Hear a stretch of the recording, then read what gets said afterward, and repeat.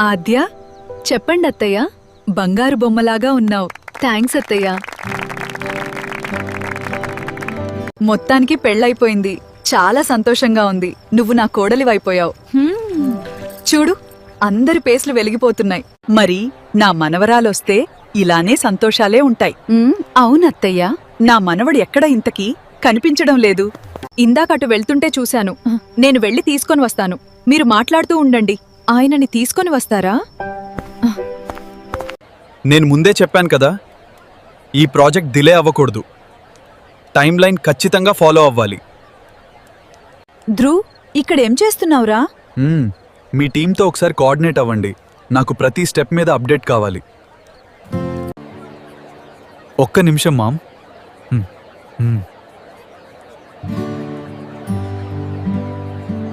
సరే. Final approval వచ్చాక వెంటనే ఎగ్జిక్యూషన్ స్టార్ట్ చేయండి. టైం వేస్ట్ అవ్వకూడదు. ఈ రోజే ఫైనల్ స్టేటస్ నాకు మెయిల్ చేయండి. చెప్పు మామ్. ఇప్పుడు కూడా ఆఫీస్ కాల్స్ ఏంట్రా? కొంచెం అర్జెంట్ మామ్. సరేరా, వెళ్దాము. ఎక్కడికి మామ్? అమ్మాయి వాళ్ళ ఇంటికెళ్తుందిరా. పలకరించి వెళ్ళి. నేనేం మాట్లాడాలి మామ్? సరే, మాట్లాడుకు. రా, వచ్చి అక్కడ నిల్చో. కానీ మామ్, ఎక్కడికి వెళ్తుంది? ఆషాఢం రా, అందుకే వెళ్తుంది. అయితే ఏంటియో, వెళ్ళాలా? కొత్తగా పెళ్ళైనా వాళ్ళు కలిసి ఉండకూడదు. ఆషాఢం అయ్యే వరకు అమ్మాయి వాళ్ళ ఇంట్లో ఉంటుంది. వాళ్ళు వెళ్ళిపోతారా.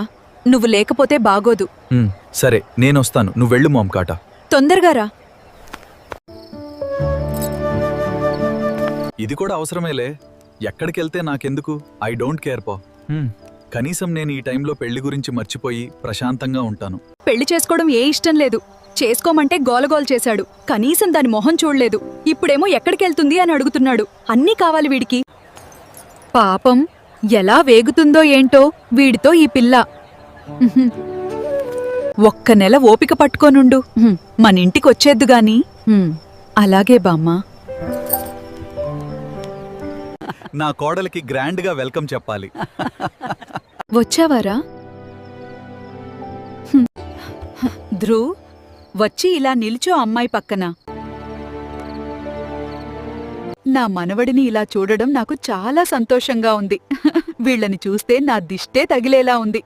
అంత ముచ్చటగా ఉన్నారు. ఇంక నేను వెళ్ళొస్తాను బామ్మా.